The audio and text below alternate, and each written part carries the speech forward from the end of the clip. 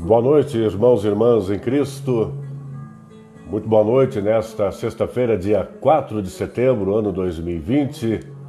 Esta é a primeira live da formação católica da paróquia São José de Vila Oficinas, aqui em Curitiba. E onde quer que você esteja, receba a nossa gratidão por ter tanta coisa para fazer, tanta opção na internet, tanta opção fora da internet, no rádio, na televisão, e você escolheu acompanhar a gente. Eu sou o José Carlos de Oliveira, sou paroquiano da paróquia São José e ministro extraordinário da Sagrada Comunhão, e tenho sido também há muitos anos formador de ministros para quem vai ser ministro ou para quem já é ministro em toda a Arquidiocese de Curitiba. Um trabalho voluntário feito com muita honra e, claro, exige muito estudo constante.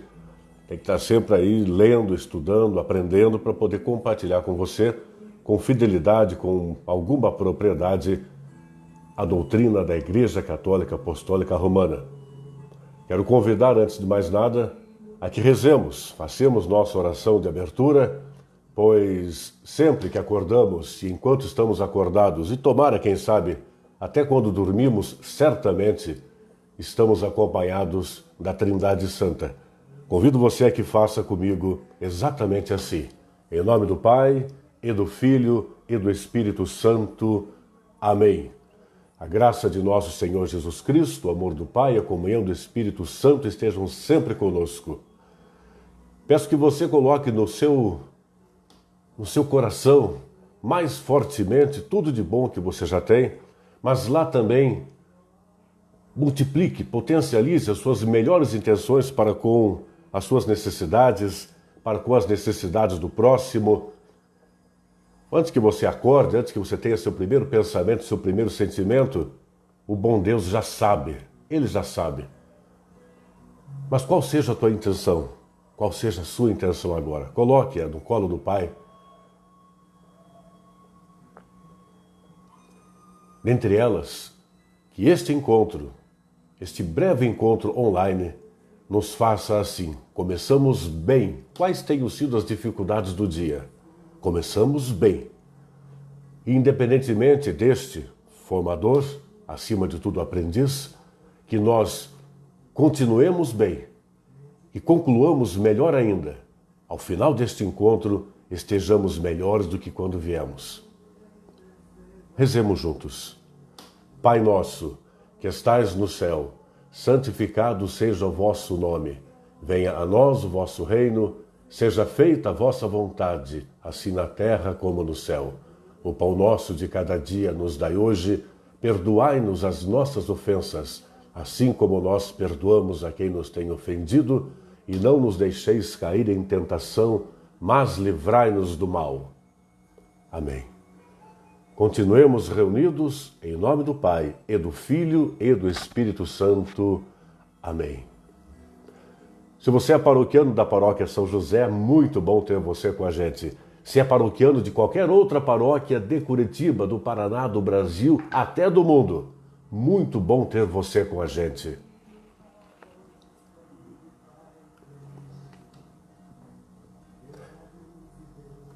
Olhando o zap ali, só vou contar para você, tá? Eu trabalho com comunicação faz muitos anos, em rádio FM, rádio AM, web rádio. Já fui entrevistado, entrevistei em rádio, em televisão, mas é a primeira vez que faço uma live no Senhor Facebook. Então, se eu olhar para lá, para olhar o zap. Se eu olhar para cá, são umas anotações para eu não esquecer de falar o que está combinado, tá? Pelo menos programado. Pois bem, e eu estou olhando aqui a vizinha dizendo que não está escutando direito. Por outro lado, tem gente dizendo que está escutando. Então, seja lá o que Deus quiser. Pois bem, a formação católica é realizada há muitos anos. Iniciamos bem lá atrás, na paróquia São José, sob o nome de Escola de Liturgia. Mais tarde, tivemos a formação teológica e pastoral, Escola de Liturgia, uma iniciativa minha com o diácono Alex, então ministro Alex, com a autorização do pároco da época, padre Cláudio Pereira dos Santos. Mais tarde, a formação teológica e pastoral, também, se a memória não me trai, com a autorização do então pároco, padre Eric. E temos feito a formação católica agora que o administrador paroquial é o padre Cláudio Honor. Hoje estou eu, José Carlos, na sexta que vem o diácono Alex, tá bom? Por que formação católica? Por que formação católica? Nós participamos da instituição duomilenar chamada Igreja Católica. Duomilenar, não são 2 dias, 2 meses. A partir de Jesus, se somos cristãos, temos 2000 anos de seguimento a Jesus, sem falar tudo que foi anunciado e preparado durante o Antigo Testamento. Nós fazíamos a escola, a formação católica, nas segundas à noite, passaremos de hoje em diante fazer toda sexta-feira a partir das 8 da noite. Não sei, não sabemos, Alex e eu, quanto vai durar, 50 minutos, 1 hora, um pouco mais, depende das considerações feitas por você que está escutando a gente. Algumas pessoas estão já dizendo oi e assim por diante, boa noite, muito bom mesmo, tá? Hoje, tomei a liberdade de pensar em falar um pouquinho de eclesiologia, um pouquinho de Bíblia e um pouquinho de Sagrada Liturgia. Num linguajar um tanto quanto simples, tomara, porém, espero, necessariamente fiel à doutrina da igreja, tá? Você vai acompanhando com a gente e a gente vai interagindo, eu falando aqui e você escrevendo aí, ou depois você pode interagir com a gente também no 99844-8018, 99844-8018, tá? O WhatsApp do José Carlos, assim como o diácono Alex vai passar o WhatsApp dele na semana que vem. Você pode interagir também pelo Facebook da Paróquia São José e, eventualmente, se quiser, meu e-mail é jc@josecarlosdeoliveira.com.br. É comprido, mas com esse nome aqui, jc@josecarlosdeoliveira.com.br. Pois bem, eu quero te convidar, por gentileza, a escutar comigo, a escutar-me a dizer uma oração, para que nós possamos refletir antes propriamente da fundamentação. Esse início, nele eu quero compartilhar com você um pequeno texto chamado Admito que não sei orar. Admito que não sei orar. E escute com o coração, por gentileza, daqui a pouco a gente continua. Orar é um dom, mas é também uma escola onde se aprende e se ensina o fiel a dialogar com o céu. Não sei falar bonito, quando és tão infinito e eu tão incapaz de te entender. Este é um verso de uma canção chamada Mistério, do mesmo autor deste texto, Padre Zezinho. Admito, um tanto envergonhado, que não sei orar. Simplesmente não sei falar contigo, Deus. Às vezes até dá certo. O clima é propício, meu coração está querendo, meu ser inteiro tem vontade de um diálogo contigo. Às vezes não quero, nem desejo te ouvir, menos ainda falar de mim. Não estou para essas intimidades. Como se eu tivesse esse direito de não me comunicar com quem se comunicou primeiro e de não procurar quem me acha o tempo todo. É por isso que te peço a graça de saber fazer uso da minha razão quando o meu sentimento não coopera, ou do meu sentimento quando é a razão que não coopera. Por isso e por muitas razões, o que eu te peço é que, nas minhas preces, eu saiba louvar, pedir, agradecer e interceder por meus irmãos. Quero fazer mais que louvar, o que já não é pouco. Mas preciso aprender uma prece de alteridade. Quero te louvar, orar por mim, mas quero gastar mais tempo falando das necessidades dos meus irmãos, mais do que das minhas. Penso que orar seja isso, mais pelos outros que por mim mesmo. Quero a oração abrangente de quem ora por todas as necessidades e por todas as razões deste mundo. Aí então, Senhor, se além disso eu colocar em prática no meu cotidiano, nas minhas atitudes, as orações que faço, inclusive as de louvor, talvez minhas preces, também as de louvor, comecem a fazer sentido. Sua bênção, Deus. E eu gostaria que você escutasse comigo, por gentileza, esta música que eu citei há pouco. Vamos torcer que a tecnologia ajude e que você escute. Atenção, por gentileza.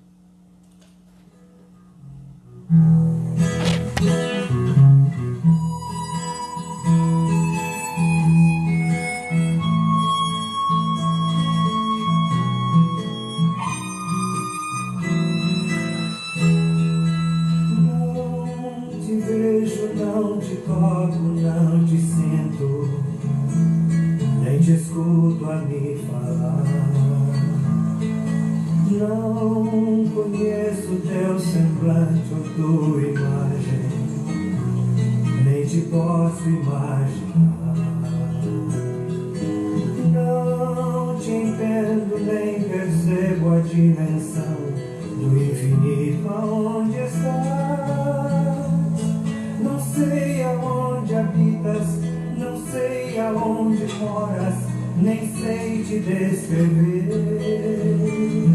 Não sei falar bonito quando és tão infinito e eu tão incapaz de te entender.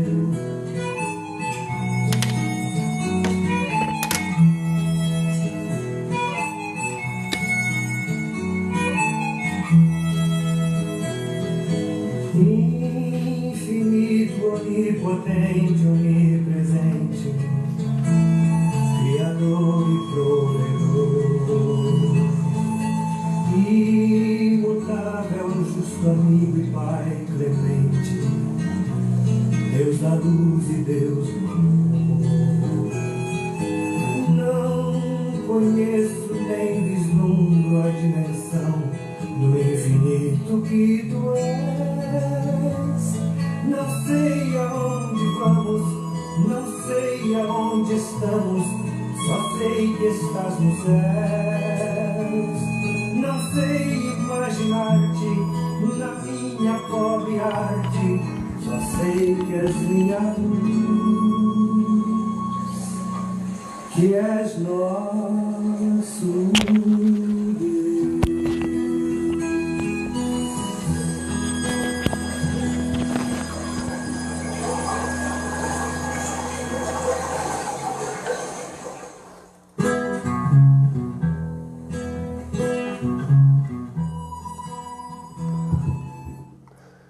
De volta aqui, nada como fazer uma live ao vivo, aí você tem algumas pessoas interagindo, dizendo que estão escutando legal o som e outras dizendo que não estão escutando nada. Então, seja lá o que Deus quiser, vamos tentar improvisar. O fonezinho aqui diretamente no dispositivo móvel e o microfone da rádio aqui, tá bom? Meus amigos, minhas amigas, meus irmãos, peço sua compreensão e tomar agora sim as pessoas escutando ou pelo fonezinho ou pelo microfone ao lado aqui. Gostaria de você pensando em eclesiologia comigo, mas antes essa máxima, essa frase, essa reflexão. Fé e oração são sempre muito mais importantes do que formação. Fé e oração são mais importantes que formação. Porém, formação é cada vez mais importante para embasar a fé que se tem, a oração que se faz, a religião que se escolhe seguir. E quando, com todo respeito a todos os crentes das demais tradições cristãs que não a católica apostólica romana, com todo respeito às demais tradições outras, dos nossos irmãos judeus, os mais velhos na fé, aliás, habitualmente, não só orantes, como estudiosos da fé e da religião que seguem. Com todo respeito aos irmãos das demais outras tradições religiosas que não cristãs, insisto. Nós temos, como eu dizia, só de Jesus para cá, enquanto pessoa, por uns anos conosco, sem deixar de ser Deus. Só de lá para cá são 2000 anos. Se pensarmos no Primeiro Testamento, na Primeira Aliança, outros 2000 anos. É muita riqueza para não estudarmos. Fé e oração são mais importantes que formação, mas formação é cada vez mais importante para embasar a fé e a oração que se tem. E eu anotei aqui que falasse um pouco de fé e de religião O que é fé? Nós cremos que não estamos sós, cremos que viemos de algum lugar e para algum lugar iremos, ou voltaremos. Costumamos chamar de céu, paraíso, Jerusalém celeste. E religião? Normalmente se diz que religião é religar o homem, a mulher, com Deus. E não se está errado.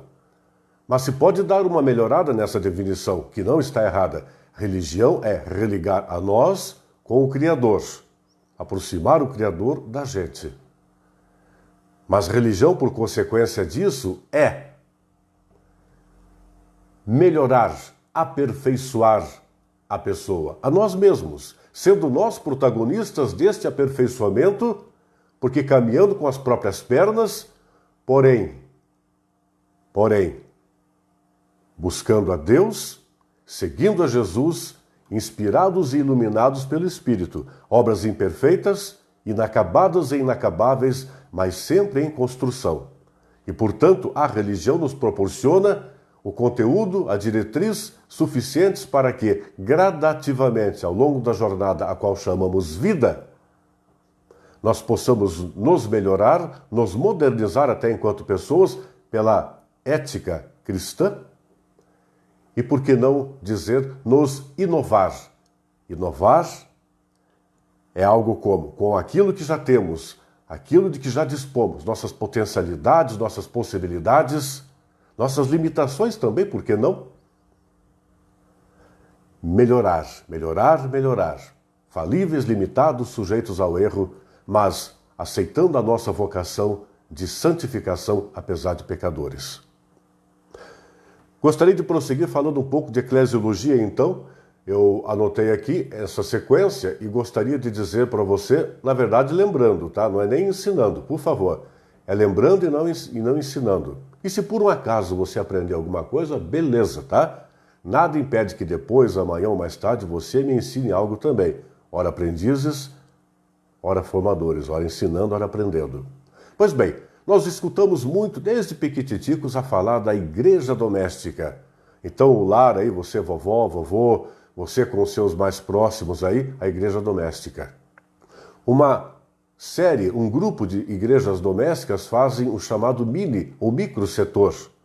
Aquele que popularmente chamamos de capelinha. Normalmente é uma quadra. A capelinha de Nossa Senhora, que você deve receber em casa, ou já recebeu, ou pode voltar a receber, ou pode passar a receber. Fale com a secretaria paroquial, com o pessoal das capelinhas, e de repente logo você, passada a pandemia, com os devidos cuidados, você pode receber normalmente. Então temos o mini setor, popularmente chamado de capelinha ou setor, né? Alguns mini setores, ou microsetores, ou mini capelas, juntos, organizadamente, formam uma comunidade, eventualmente chamada de capela. Algumas comunidades juntas, ou algumas capelas juntas, formam uma paróquia. Na paróquia São José de Vila Oficinas temos 4 comunidades. Comunidade Matriz São José, Comunidade São Vicente Palotti, Comunidade São Tiago, Comunidade Mãe do Divino Amor. Casualmente, esta leva o nome do Seminário Mãe do Divino Amor, que está sediado no espaço físico no território, digamos assim, da paróquia São José. É uma satisfação que nós temos, aliás, por aqui. Essas 4 comunidades formam uma paróquia chamada São José. Habitualmente, nós descuidamos, não é um pecado, um crime, nada, apenas um descuido. Eventualmente, a gente diz assim, estamos lá na Mãe do Divino Amor, vou lá na missa da paróquia São José. Não.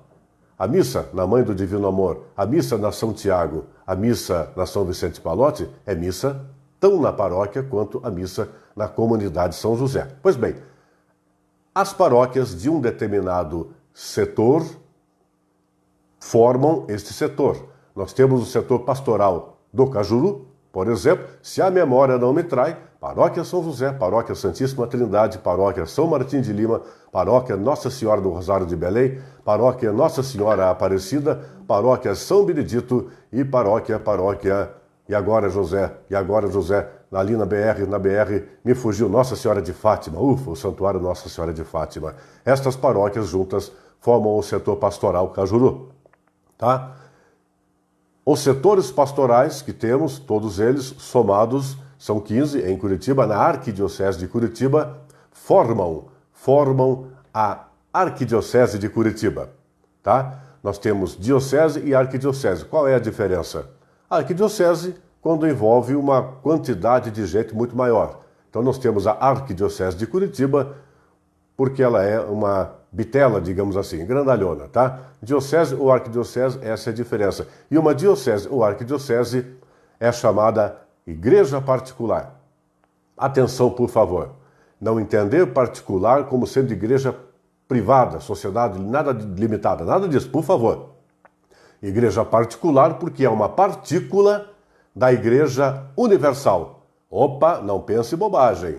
Eu estou falando da original, a partir de Jesus, com todo respeito.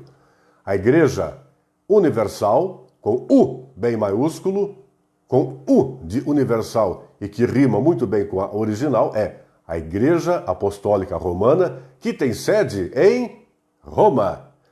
Temos lá o Bispo de Roma, atualmente o nosso querido Papa Francisco.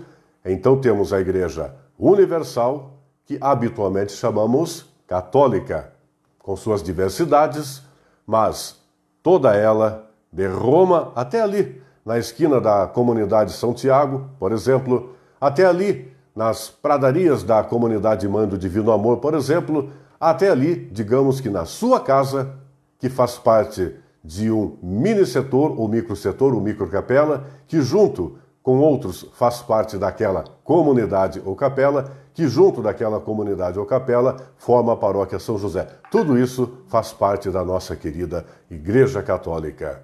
Pois bem, nós podemos dizer também, e costumamos dizer, que a Igreja é una, santa, católica e apostólica e romana. Pois bem, vamos lá. Por que a Igreja é una? Porque desde Jesus Cristo, apesar de tudo quanto é perseguição que a gente sofreu, a gente não, mas os primeiros cristãos, você já deve ter aprendido, convém relembrar que nos primeiros anos do cristianismo, ser cristão era difícil para chuchu. Não que seja fácil agora. Mas naquela época, se tivesse como fazer uso de uma live, imagine na época lá, o Pedrão, o Paulão lá, com todo respeito, São Pedro, São Paulo, os demais apóstolos e os posteriores a eles, tendo como fazer uma live. Não tinha nada disso, né? Mas onde quer que fosse fazer o reino acontecer, lá podia chegar alguém a fazer gracinha, a discriminar, a perseguir, a prender, a surrar, torturar e finalmente assassinar. Por isso muitos mártires de lá, hoje chamamos a eles de santos. Deram a vida em nome de Jesus e pela igreja. Pois bem, é una, porque também ao longo desses 2 milênios, porque na sua porção pecadora, obviamente é formada por também pecadores, alguns por livre e espontânea vontade, alguns acidentalmente, na tentativa do acerto, fizeram alguma coisa errada, porque gente é gente, mas em nada apequenaram a grandeza da porção terrena da igreja. Por isso ela é una, com toda a sua diversidade, mundo afora, mantém a unidade, una. Até porque Jesus não falou em igrejas, falou a igreja, tá?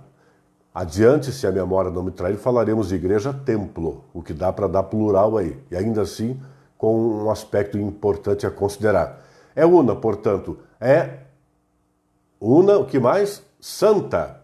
Por que santa? Por que santa a gente diz igreja santa? Nós podemos considerar assim, temos a igreja celeste, a chamada Jerusalém Celeste, desde sempre gestado por Deus o Eterno. Deus não é apenas infinito. Infinito não tem fim. Eterno, além de não ter fim, também não tem começo. Então Deus eternamente gestou esta porção terrena da igreja a serviço da Jerusalém Celeste, vocacionada a nos devolver todos, nos conduzir todos para a Jerusalém Celeste. Mas esta igreja é santa, formada por pecadores. Pecadores todos vocacionados à santidade. Os santos, os oficiais da igreja, os conhecidos e não conhecidos, talvez até algum que tenha convivido com a gente por aqui, que já tiveram a sua Páscoa, a sua passagem, pode estar numa boa lá na Jerusalém Celeste, orando pela gente e esperando a gente.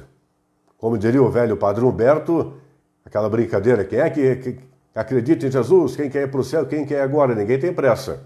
Mas com ou sem pressa, somos vocacionados a ir para lá, ter com os demais que já foram. Mas se somos pecadores, como pode ser santa? Porque provém de Deus eternamente, que se fez presente entre nós na pessoa do Filho, e se Jesus veio aqui e gestou e colocou para nós, está aqui a igreja, tu és Pedro e sobre ti edificarei a minha igreja. Então é santa. Nós não precisamos ser perfeitos para que nos santifiquemos, mas podemos, apesar de inapelavelmente imperfeitos, com boa vontade, com boa fé, com bom senso, com empenho, ao longo da jornada, tropicando aqui, errando ali, tendo dúvida não sei aonde, tendo tentações, ora caindo, ora levantando, na média, se percebidos pelos critérios do Pai como pessoas que de fato tentam segui-lo, em nome de Jesus, com a ajuda do Espírito e sua companhia, pelos critérios dele, na hora dele, do jeito dele, quem sabe cada um de nós haverá de ter como presente uma Páscoa que nos destine a Jerusalém Celeste. Por isso, a igreja é santa.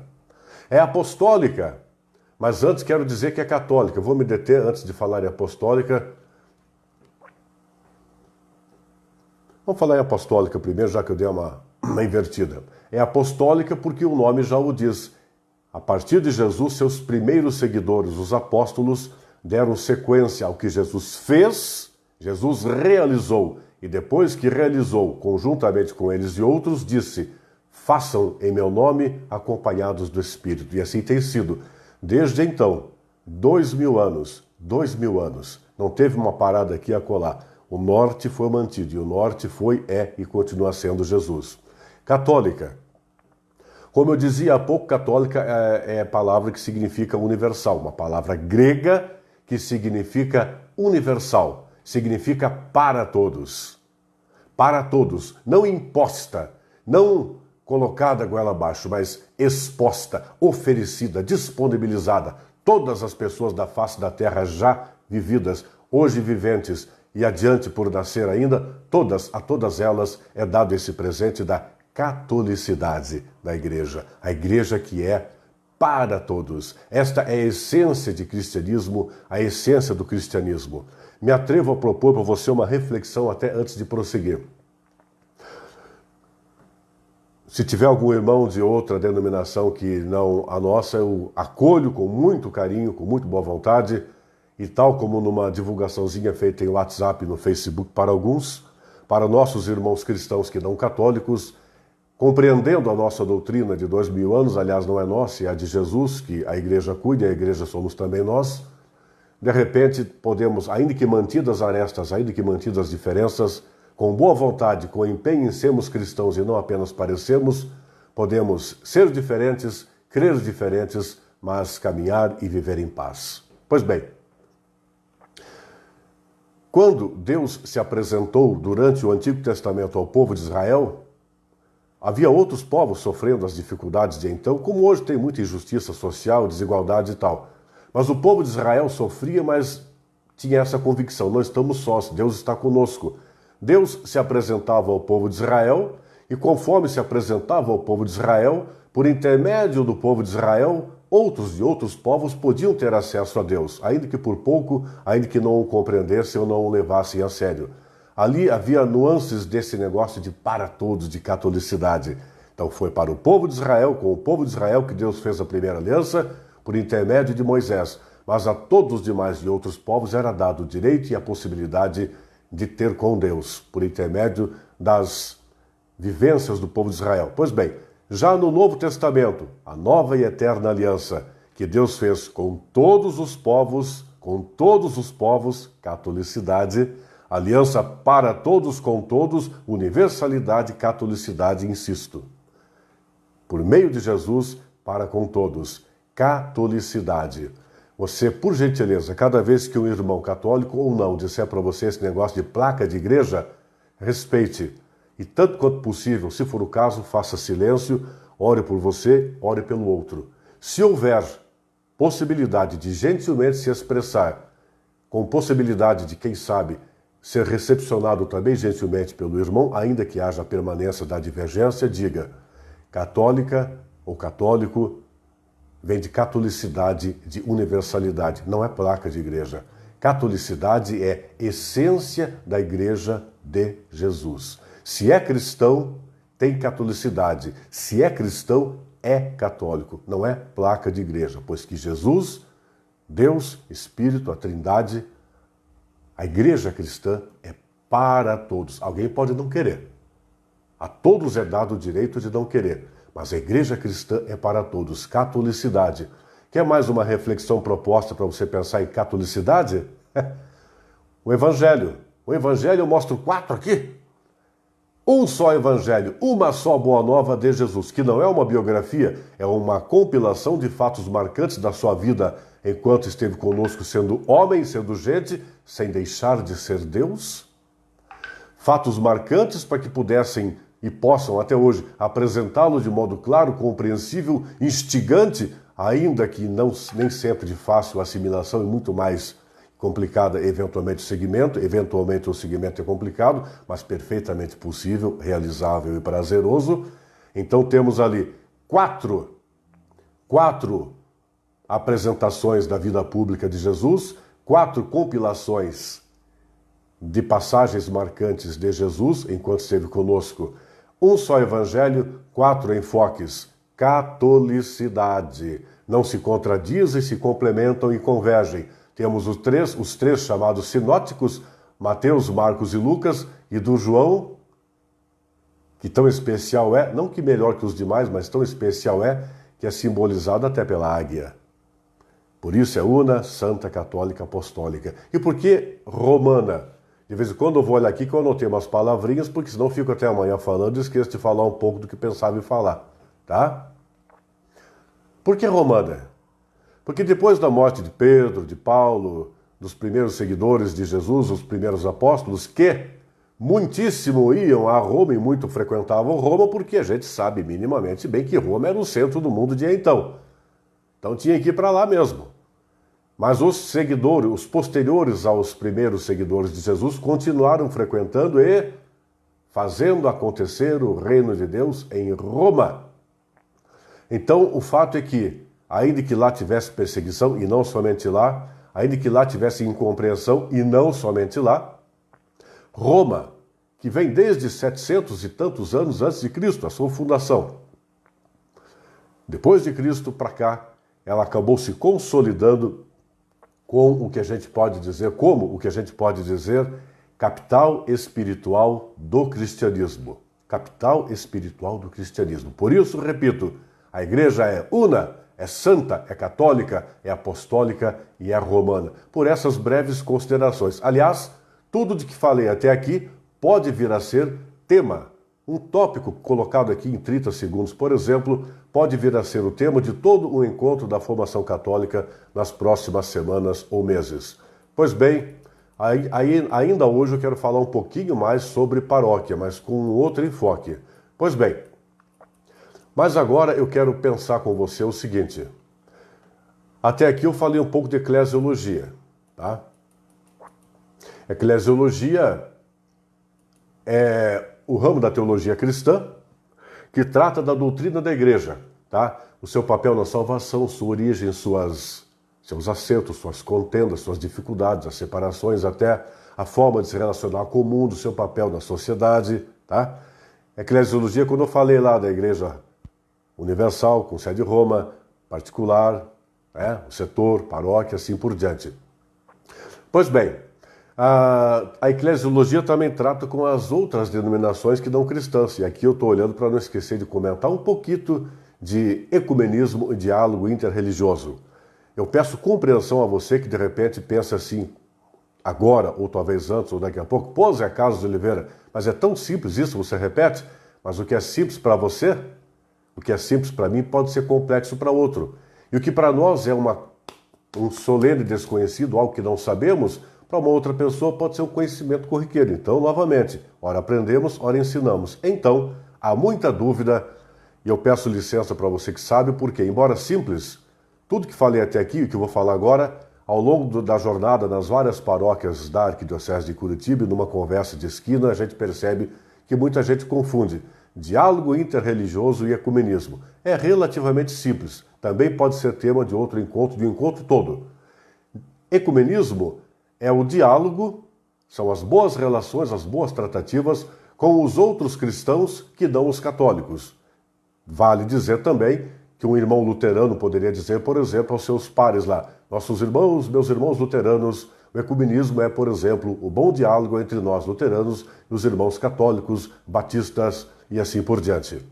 O diálogo interreligioso já é entre nós cristãos e, por exemplo, os irmãos judeus, os irmãos budistas, shintoístas, hinduístas, os irmãos sincretistas do candomblé, da umbanda, do zoroatrismo, os irmãos ateus, agnósticos, até por que não, né? Continuando, eu quero pensar com você um pouquinho sobre paróquia. Sobre paróquia, mas aí já por um outro enfoque, já entrando um pouco, passamos pela eclesiologia, falemos um pouco pela ênfase litúrgica. Aliás, eu pergunto, o que é a liturgia? Vamos falar daqui a pouquinho? São 8 horas e 41 minutinhos, até que hora vai? Nós calculamos e um pouco mais, tá? Enquanto eu estiver vendo que tem gente escutando ali, sorte o azar de quem continuar escutando, tá? Eu estou brincando com coisa séria. Será que tem padre assistindo o Zé Carlos aí? Vai me puxar a orelha depois? Ô padre, não seja malvado comigo. Vamos lá. Pois bem, pensemos em paróquia.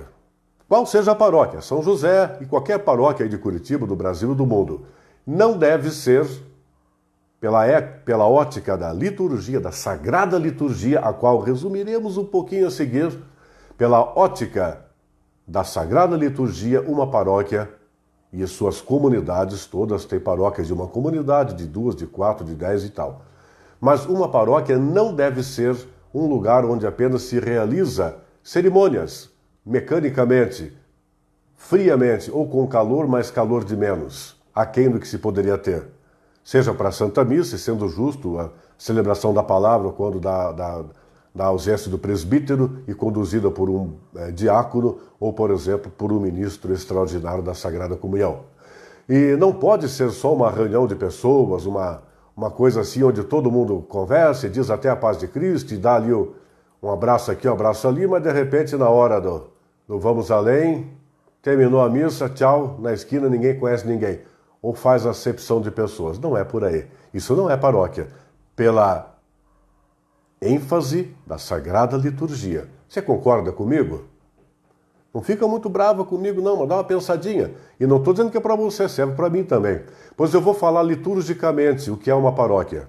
Se você for ao dicionário, lá vai estar escrito alguma coisa assim. A paróquia é um lugar territorial que começa da rua A, vai até a rua B, rua C, rua D.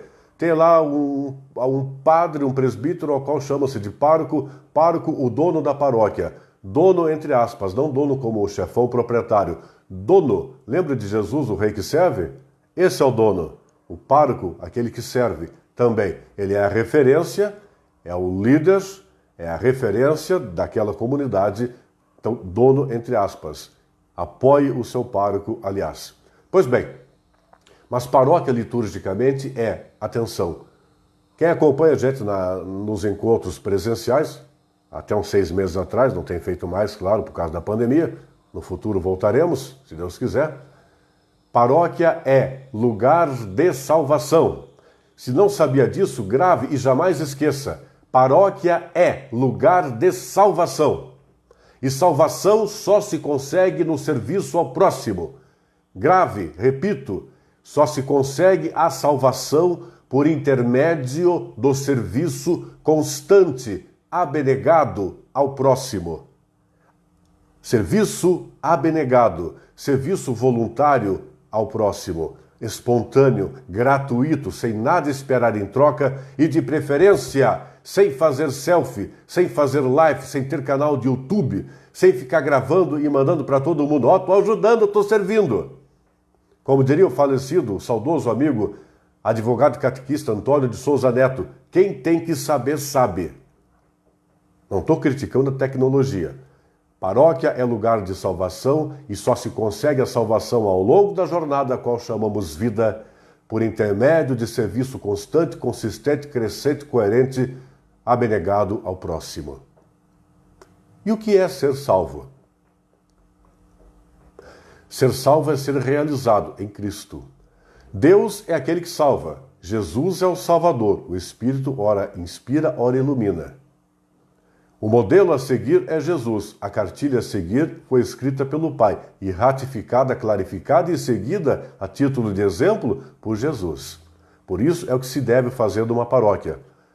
Mas aí você, de repente, pode estar pensando, e eu também, tá? Se tiver aí, como é que eu vou dizer aí, dá uma disfarçada, mas José Carlos de Oliveira, mas nas paróquias as coisas não são perfeitas, evidente. Lembra que falamos há pouco? Perfeitos ou santos já estão no céu, na Jerusalém Celeste.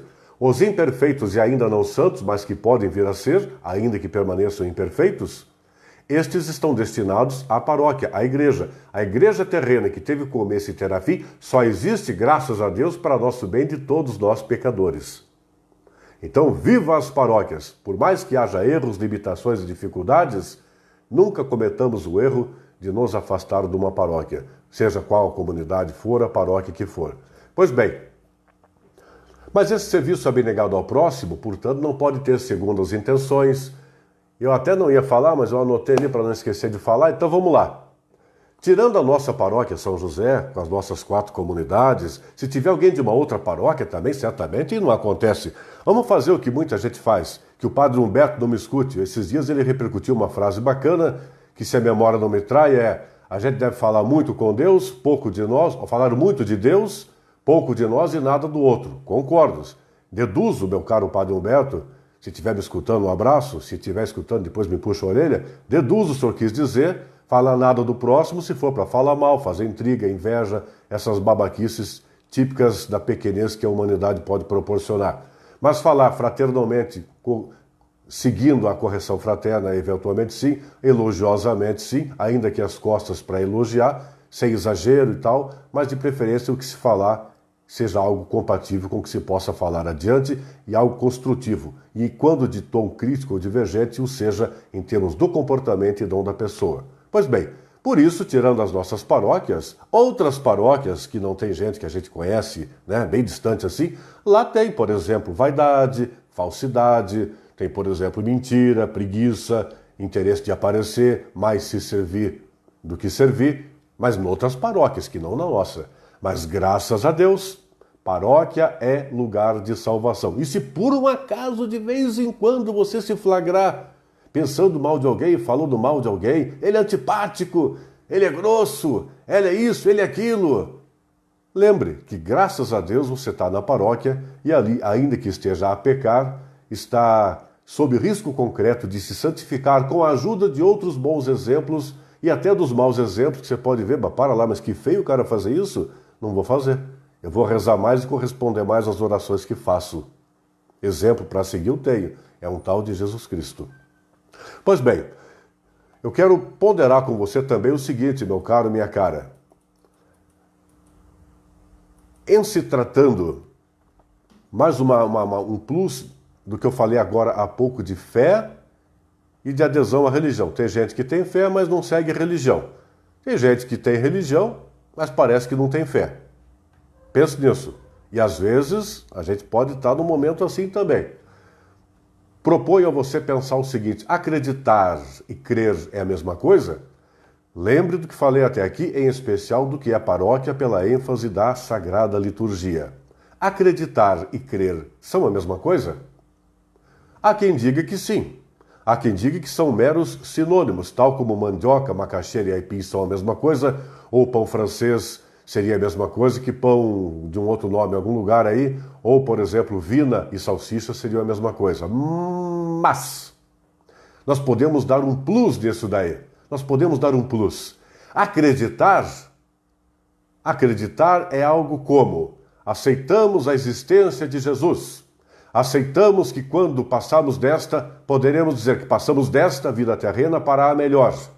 Acreditamos, sim, que exista santo para o qual a gente possa orar, venerando, pedindo que aquele santo interceda junto a Jesus, que é quem vai atender ou não, né? De veneração e adoração falaremos em algum encontro de formação católica adiante, com certeza, é tema recorrente e muito importante. Mas acreditar é algo como: eu estou com saúde, com dinheiro, com emprego, eu acredito em Jesus, acredito em Deus, acredito em santos, no Espírito Santo, sou capaz até de ir na missa, virar ministro de Eucaristia, sou capaz de virar catequista, sou capaz de virar músico litúrgico, capaz de virar o que for da paróquia. Dá até formação na live do Facebook da paróquia. Aí eu acredito em Jesus, estou com grana, com saúde, não tenho problema muito grave na minha vida material, não tive grande desavença com o pároco, com o outro ministro, com o catequista, com o secretário paroquial. Tá, beleza, eu acredito em Jesus. Aí, de repente, uma pessoa que eu gosto muito pegou, digamos, o coronavírus, a Covid, foi parar na UTI lá. Tá lá numa situação delicada ali. Vamos rezar e torcer e que a pessoa se cure. Aí tem gente que se aproxima ainda mais.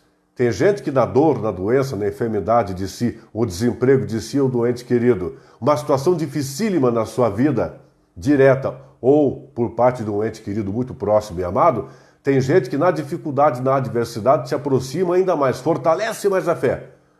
Mas tem gente que quando a coisa tá boa, tá com Jesus, diz que tá, parece que tá, talvez até esteja, mas quando a coisa fica ruim, se afasta. Ah, não! O que é isso? Eu rezei a vida inteira para Jesus, agora estou desempregado faz 6 meses, estou fora.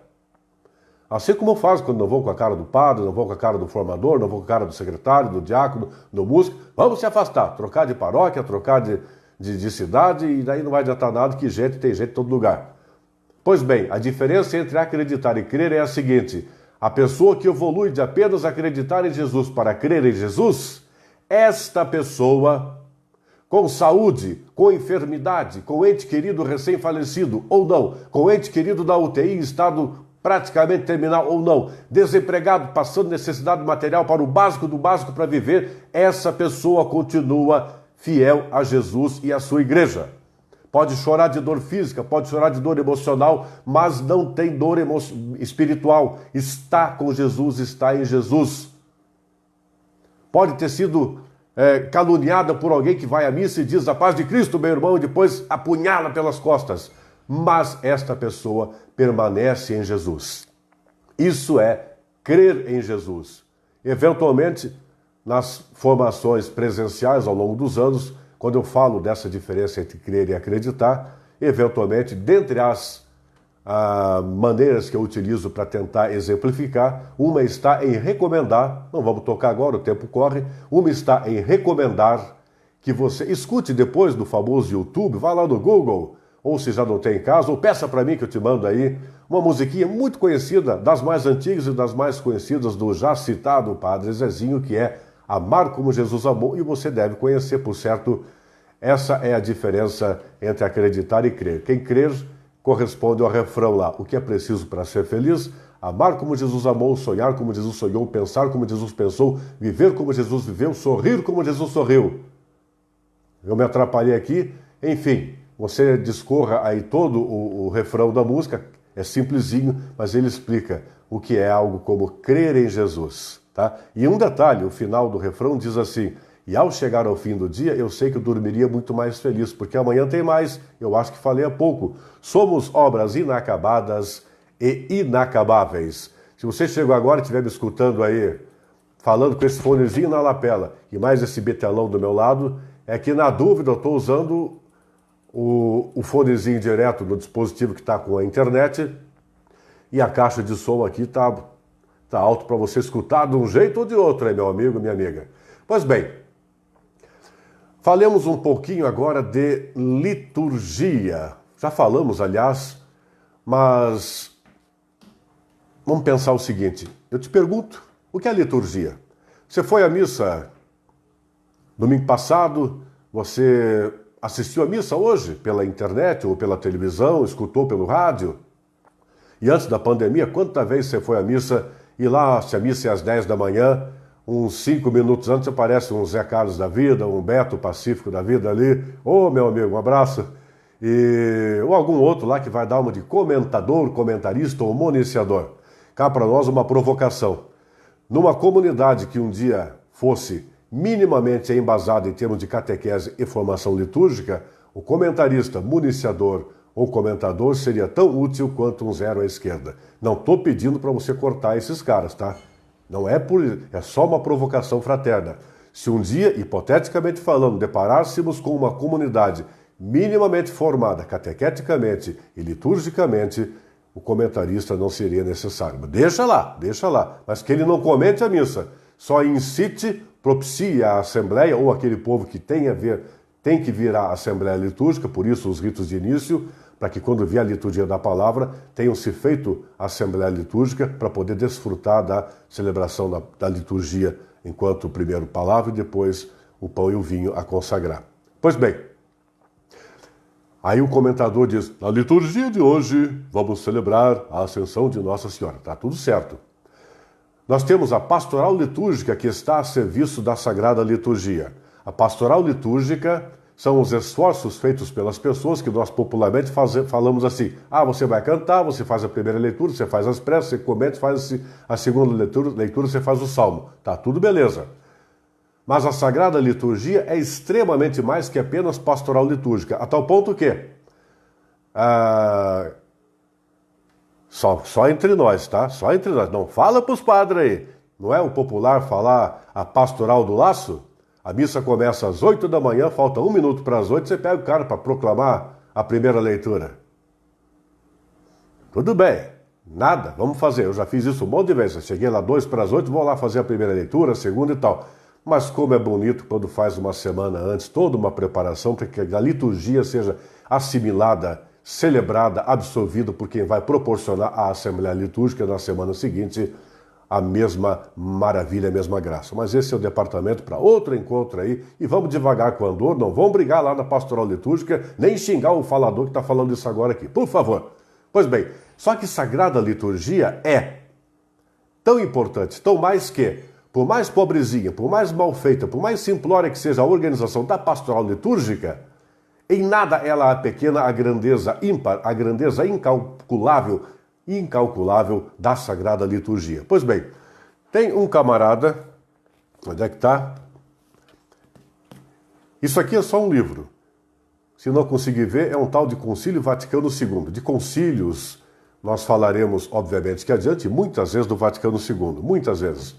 Pois bem, sino dos concílios, adiante falaremos, não hoje, em outros encontros. Mas o Concílio Vaticano II é um oásis na história da Igreja. Nesse oásis, nas suas constituições, tem uma fantástica chamada Sacrorum Sanctorum Concilium, que fala da Sagrada Liturgia. E lá está alguma coisa como, por exemplo, Sagrada Liturgia, ou liturgia é o exercício do sacerdócio de Jesus Cristo. O exercício do sacerdócio de Jesus Cristo. Sacerdote é aquele que serve. Temos o sacerdote ordenado, os presbíteros, né? Temos os não ordenados, aqueles que servem também. Você, por exemplo, eu, tomara, aquele que serve, não aquele que se serve, tá? Como tem vídeo, você não vai ficar muito aí. Padre, não é pinga, é água, tá? Entrou um veneninho aqui da minha língua, mordi a língua, saiu um veneninho. Mas vamos continuar. Sagrada Liturgia é também, segundo a doutrina da Santa Mãe Igreja há 2000 anos, e ratificada, não foi inventada no Concílio Vaticano. Aqui foi um oásis, foi ratificado, clarificado, não foi inventado nada. Isso aqui tem mais ou menos a minha idade, mas trata de algo que tem 2000 anos. Pois bem, Sagrada Liturgia é atenção para quem não sabe. Quem já me escutou e já leu sabe disso. E se leu esses documentos e outros sabe. Mas vamos lá. Sagrada Liturgia é participação na oração do próprio Jesus. Quando você for à missa, de novo, presencialmente, ou for participar escutando no rádio, na web rádio, na internet, na televisão, ao vivo, ou eventualmente gravado, é melhor que seja ao vivo, lembre disso. Sagrada Liturgia é participação na oração do próprio Jesus Cristo. É pouca coisa ou não? Eu volto a falar de Bíblia um pouquinho, mas ainda no plano litúrgico. Nós começamos com a oração do Pai Nosso. Para você pensar em oração, vale dizer que esse rapazola aqui,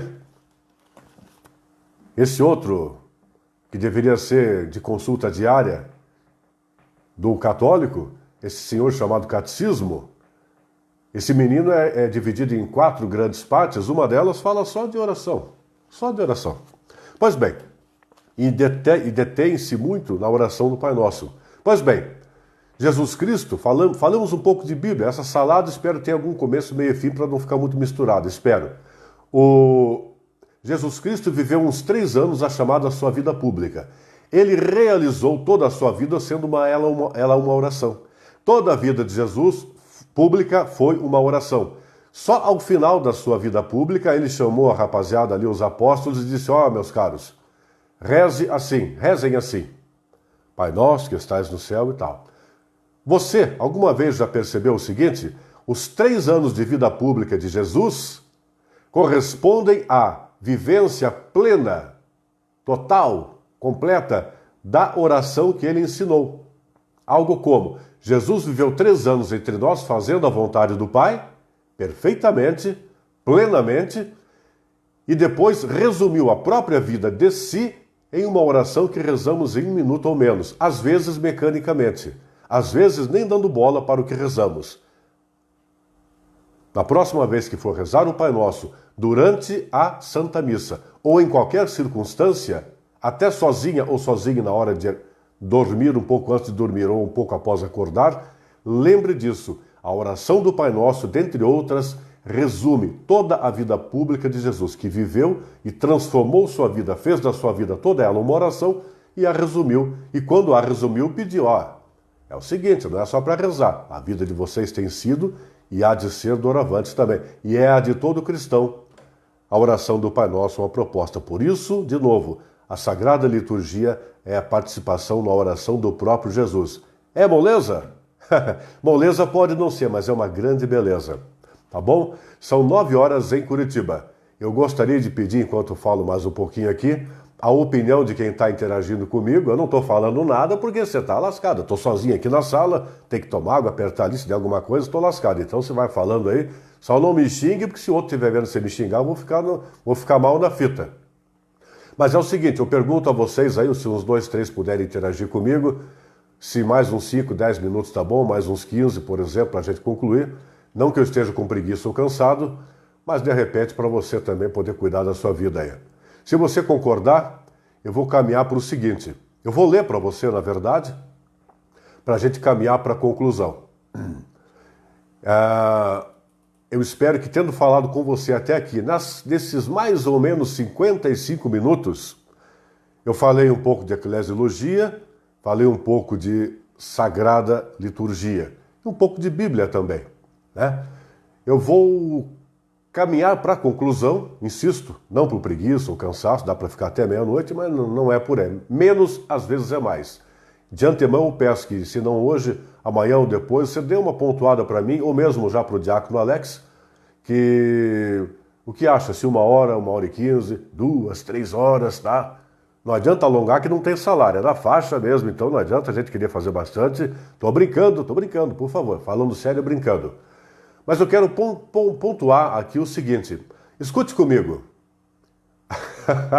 Ou se você está vendo que o Hamilton colocou ali, mais 1 horinha então. Mas vamos lá. Enquanto isso, eu quero pontuar com você, eu vou dizer para você uma frase dita por um camarada, que depois eu identifico, já foi citado aí. Ele disse, algum tempo atrás, sem o Espírito, a igreja é uma organização.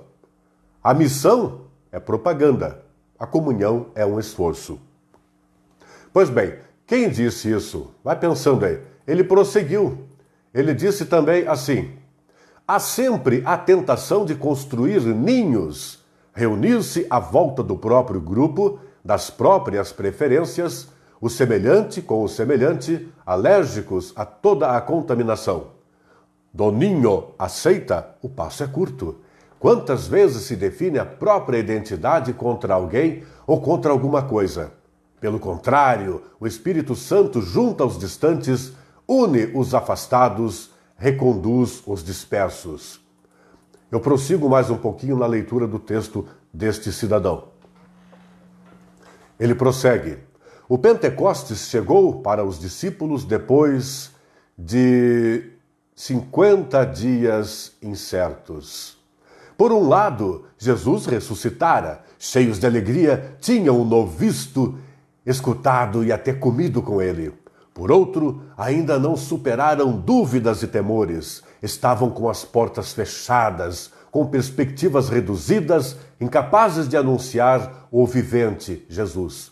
Depois, chega o Espírito Santo e as preocupações desaparecem. Agora os apóstolos não têm medo nem sequer à vista de quem os prende. Antes preocupados por salvar a sua vida, agora já não têm medo de morrer.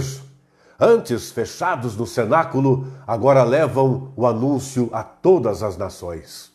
Até a ascensão de Jesus, aguardavam o reino de Deus para eles. Agora estão ansiosos por alcançar fronteiras desconhecidas. Antes, quase nunca falaram em público e muitas vezes, quando o fizeram, criaram problemas, como Pedro, que renegou Jesus.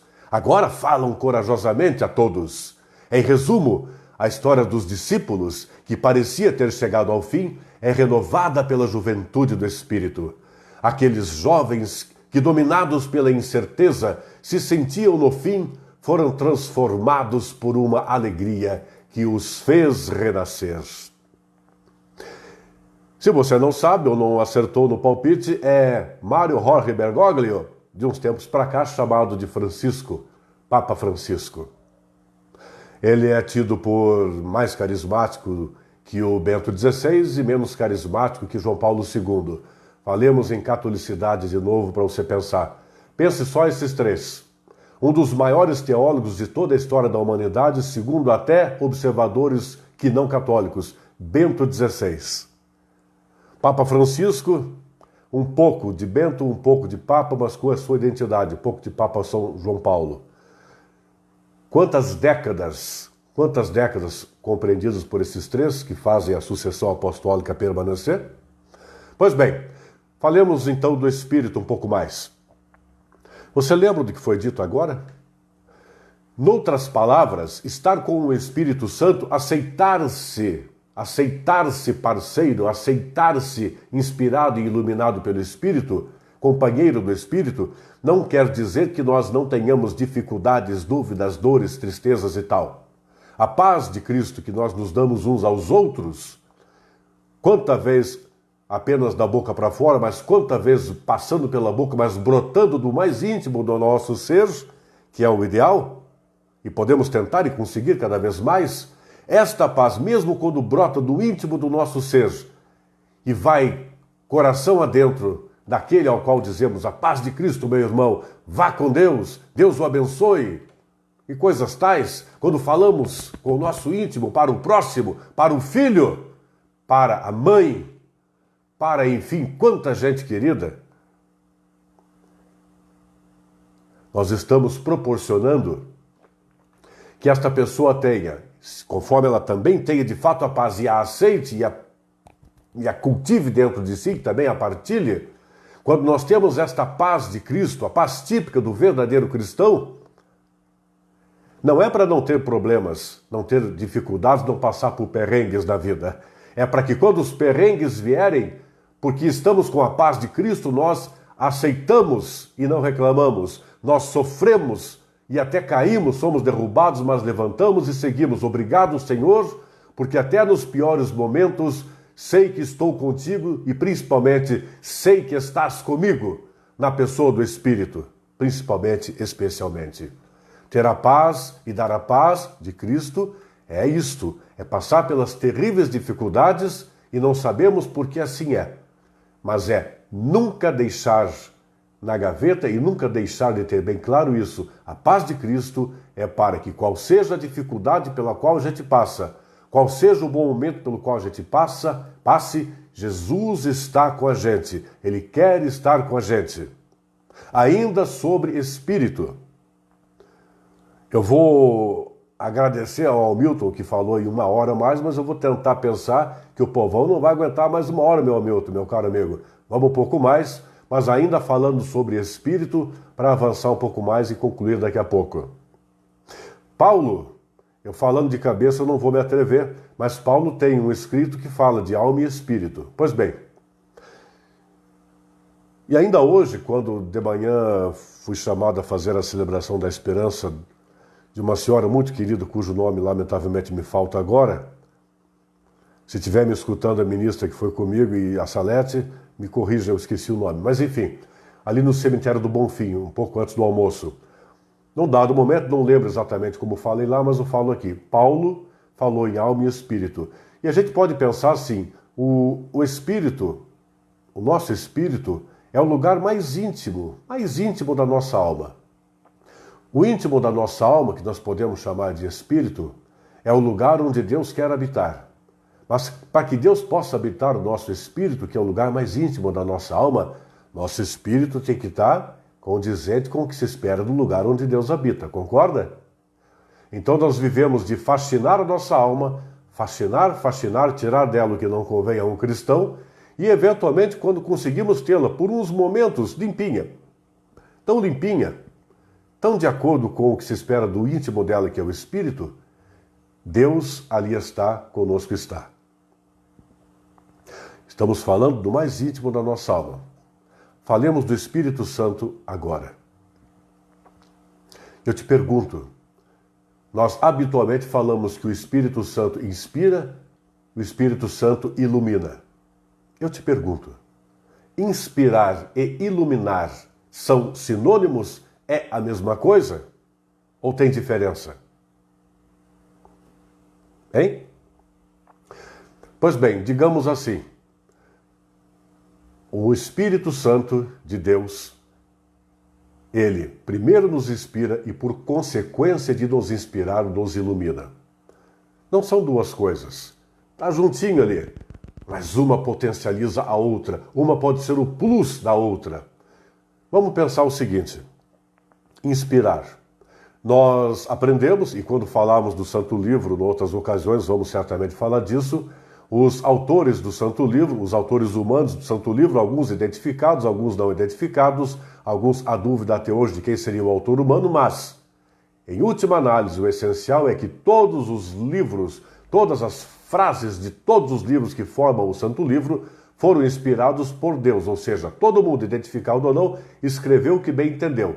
E o que bem entendeu correspondeu a tudo que Deus queria que escrevessem. E é isso que conta. Foram inspirados pelo Espírito de Deus para escrever o que está escrito lá. Nós, quando participamos de uma celebração litúrgica, quando numa formação, numa pregação, num retiro, nós nos sentimos inspirados, é algo como, diante daquela passagem do texto bíblico, daquela passagem da palavra de Deus, ainda que já a conhecêssemos antes, ainda que já a tivéssemos até decorado, porque está entre as nossas prediletas, nós, naquele momento, com ajuda, com a nossa vontade de tentar, nossa entrega humilde, honesta, e com a ajuda, se for o caso, da oração de outros, da fala de um, de um silêncio de outro, nós conseguimos, com a ajuda do Espírito, a inspiração para entender o que até então não entendíamos e que está contido na palavra. E nada impede de ser inspirado hoje, naquele, por exemplo, digamos, as bem-aventuranças. Hoje nós nos sentimos inspirados e entendemos um pouco mais do que está contido na riqueza inesgotável das chamadas bem-aventuranças, por exemplo.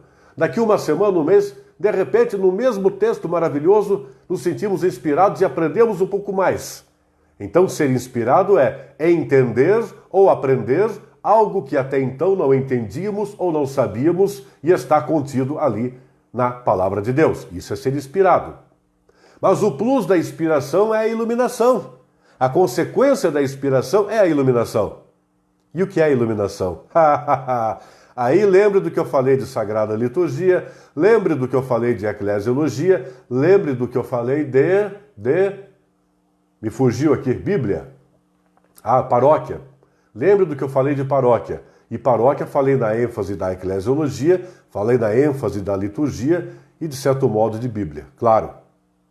Ser iluminado é, a partir do momento que a gente foi inspirado, ou seja, a partir do momento que a gente entendeu ou aprendeu algo que até então não entendia ou não sabia, ser iluminado é saber o que fazer com o que se aprendeu, com o que se entendeu. Olha o tamanho da nossa responsabilidade. Olha o tamanho da exigência. Porém, olha o tamanho da oportunidade. A gente aprender e entender por inspiração um pouco mais da palavra de Deus, por iluminação saber o que fazer com isso e realizar isso. Ser salvo é ser realizado, paróquia é lugar de salvação. E agora, concluindo, caminhando para concluir de vez, enfim, eu gostaria de dizer que paróquia é lugar de salvação, mas ela liturgicamente não se resume a rua A com rua B, com rua C, com rua D, ou no caso da nossa paróquia São José, a 4 comunidades territorialmente falando, nem aí na sua paróquia com tantas comunidades quantas sejam. Paróquia é onde quer que estejamos liturgicamente, porque igreja é onde quer que nós estamos. Ouvi falar que um tal Jesus de Nazaré falou que onde 2 ou mais estiverem reunidos em meu nome, no meio deles estarei. É ou não é? É um dos versículos mais conhecidos, nem sempre levado a sério. Onde 2 ou mais estão reunidos em nome dele, no meio deles estarão, então ali está a igreja. A igreja, quando falamos em templo, eu lembrei que lá na abertura eu falei, Jesus deixou a sua igreja. Quando fala em plural, podemos pensar em templo, espaço físico. Então, nós tendemos, e não está errado, nós tendemos a considerar que na paróquia da gente, se tem lá 4 comunidades ou capelas, temos 4 igrejas, 4 templos, um telhado, 4 paredes, porta, janela, sacristia, tabernáculo ou sacrário, etc. e tal. Pois bem, o que acontece? Não está errado. Quando chamamos ao templo de igreja, enquanto espaço físico, ao qual vamos e nos colocamos na nave, diante do presbitério mais elevado, onde está o presbítero e quem o ajuda a fazer a liturgia acontecer, em geral ao lado do tabernáculo ou sacrário, para cá está a sacristia. Na nave nos fazemos assembleia litúrgica, fazemos memória como ele pediu, ensinou e recomendou e voltamos para a luta no dia a dia. Mas, isso que chamamos de igreja, o templo, o espaço físico, é acima de tudo um símbolo. Símbolo aquilo que une. Símbolo aquilo que une, é o oposto de diabo, aquilo que divide. Fique esperto, eu também. Tem que pôr as barbas de molho. Pois, repito, igreja é onde quer que nós estamos. Lembro que falamos de Espírito agora há pouco, pelo texto do Papa Francisco, os apóstolos iniciais, quando receberam o Espírito Santo em Pentecostes, permaneceram falíveis, permaneceram limitados, permaneceram sujeitos ao erro, não se transformaram em senhores cultos, doutos, sábios e tal, mas deixaram de temer ir ao encontro. Passaram a fazer concretamente o que Jesus lhes disse: vão ao encontro para o que der e vier, mansos, mas não omissos, humildes, mas não submissos, humildes, mas não covardes. Não acertando todas nem sempre, mas em nome de Jesus, com a ajuda do Espírito, fizeram acontecer e de tal modo que estamos aqui hoje, graças também especialmente a eles. São 21h17. Eu realmente, de todo o coração, continuaria por muito mais tempo, mas eu espero ter aí a compreensão de quem gostaria de um pouco mais, e com a compreensão de quem entende que já devia ter encerrado um pouco. Como é a minha primeira live da vida, se é que está certo, tem uns 10, 12 aparecendo aí, não sei se aparece mais, eu não consigo enxergar a cara de vocês, algumas coisas escritas aí, mas graças ao bom Deus, alguns se destinaram a, tendo tanta coisa para fazer, escutar e assistir um pouco dessa formação inicial, na qual eu rezei e me preparei para falar um pouquinho de alguns temas que podem vir a ser tema de todo o encontro da formação católica, tá? Por exemplo, na semana que vem, você já anote aí, às 20h, o Diácono Alex, meu amigo Diácono Alex, vai falar da oração do creio. Eu já vou fazer uma maldade com o Alex aqui. Alex, tá lascado, vou dedurar você já. O Alex vai falar da oração do creio e tá aqui, ó. Tá aqui, ó. Leia o catecismo de agora em diante e quando chegar sexta-feira que vem, você está esperto, mais esperta, e aí pergunta para ele, converse com ele alguma coisa. Depois ele vai falar na sexta-feira que vem alguma coisa assim: olha, você que está me escutando, me assistindo, faça aí um monte de perguntas para o Zé Carlos na semana seguinte, ele que se lasque. Quando eu voltar em 15 dias, se Deus quiser, vamos falar um pouco do Santo Livro, tá bom? O Diácono Alex vai falar nas próximas 3 semanas da oração do creio, tá? Da oração do creio, a profissão de fé, fantástica profissão de fé, tá? Quando eu voltar em 15 dias, falarei do Santo Livro e nós vamos nos acostumando às lives e, se Deus quiser, Se houver repercussão, interesse e contrapartida, se Deus quiser, faremos todas as sextas-feiras, ora ele, ora eu, ora os dois, e adiante vamos verificando, e quando for possível voltar presencialmente também. Se alguém quiser ainda, fazendo uma propagandinha, enfim, mas das 8 às 10 da manhã, todo dia de segunda a sábado, eu faço um programa chamado Manhã Plena, faz muitos anos, e especialmente no sábado, de segunda a sexta, com a radioplena.com.br e a Viva FM 87,9. Aos sábados, na radioplena.com.br, das 8 às 10, ao vivo, aí somente comigo, não tem a equipe, sou eu e o Espírito Santo, toco umas músicas católicas, religiosas, eu falo de uma fundamentação. Amanhã eu vou continuar falando um pouco do Novo Testamento, o modo de Jesus ensinar, vou repetir um pouco sobre inspiração, iluminação e revelação, se não para você, para quem vai escutar amanhã, e vou avançar para a inerrância, falar um pouco do cânon bíblico, se der tempo, tá? Das 8 às 10 da manhã, radioplena.com.br, se você quiser escutar. Forte abraço para todo mundo.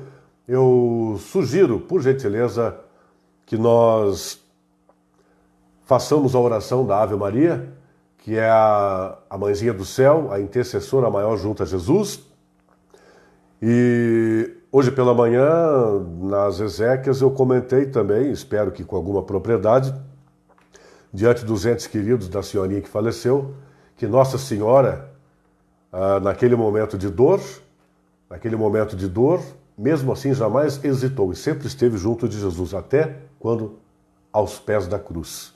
Então, nos piores momentos da vida, lembre disso. Nossa Senhora, como mãe de Jesus, disse um sim sem saber exatamente o tamanho do sim que deu. Com o tempo foi descobrindo. Mas, acima de tudo, nos bons e maus momentos, permaneceu presente. Não faço a menor ideia do que é ser mãe. Mas, sendo pai, eu sei que eu daria a vida pelos meus filhos. Me parece que pelas mães é muito mais intenso isso. Nossa Senhora, ao pé da cruz, vendo seu filho sendo assassinado cruel e injustamente, não arredou o pé do lado dele. Nos piores momentos da vida, lembre dessa delicada, marcante e fundamental passagem de toda a história da humanidade. Reze comigo. Ave Maria, cheia de graça, o Senhor é convosco, bendita sois vós entre as mulheres, bendito é o fruto do vosso ventre, Jesus. Santa Maria, Mãe de Deus, rogai por nós, pecadores, agora e na hora da nossa morte. Amém. Em nome do Pai, e do Filho, e do Espírito Santo. Amém. Fiquemos em paz, uma boa noite para todo mundo. Tchau e até a próxima.